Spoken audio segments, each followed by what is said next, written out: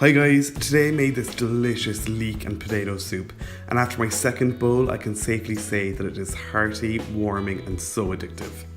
Full of vegetables too, and a couple of other bad things.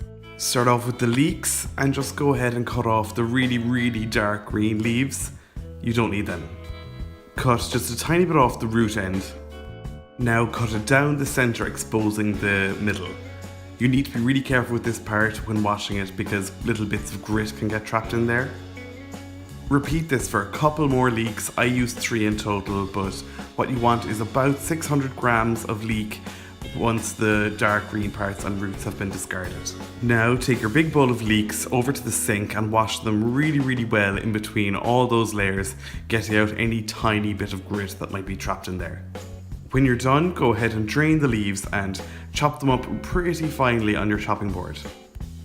Maybe not all that finely actually, just chop them into about 1 centimeter strips.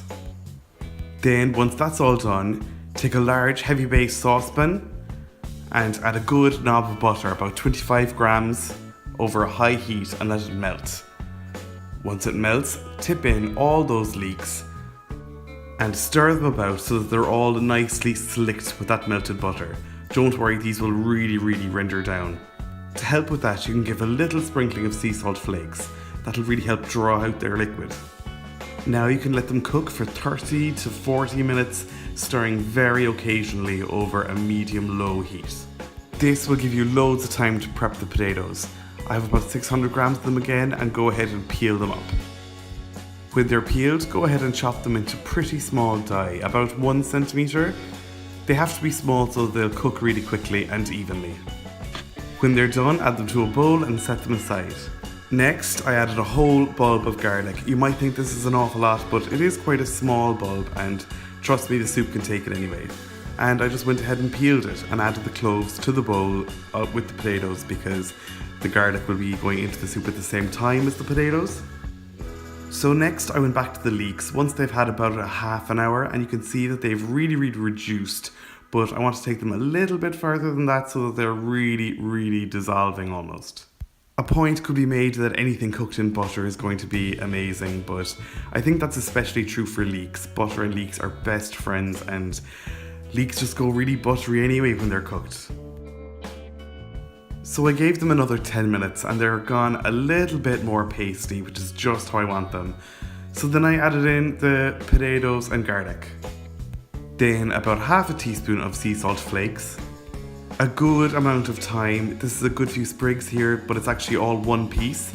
If you don't have one piece, just tie a good few small pieces together so you can fish them out easily. Then I topped it up with 1.5 liters of chicken stock, and give it a good stir as you turn up the heat to max and bring it to the boil.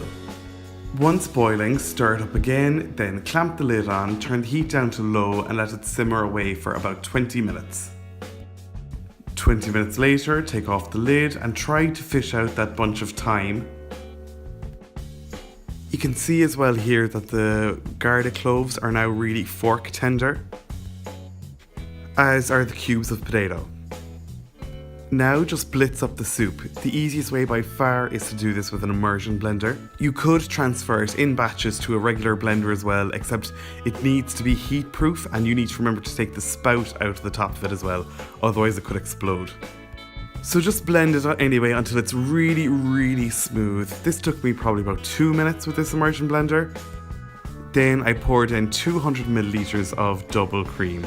That might sound like an awful lot of cream, and maybe it is, but this is a really big pot of soup and it was filled with vegetables as well. And you know, really virtuous soups are just really boring, you know, who wants them? Next, taste and adjust for seasoning. It'll probably need a good lot of it at this stage. I added about a tablespoon of sea salt flakes here. You might like to add some pepper here as well, but I left it out. But once it's all mixed up, go ahead and serve it at the table. Now ladle it out into warmed soup bowls and then give each serving a nice 1980s swirl of cream. Now just dive in and enjoy. This soup is so good at this time of year, especially if you get caught in the rain. It's so welcoming. Thanks a million for watching, guys. I really hope you liked this video. If you did, hit the like button below and subscribe to my YouTube channel. You can check me out on social media as well. You'll find all the links to my accounts in the description below, as well as the link to my blog where you'll find the full recipe at www.rookiecook.org.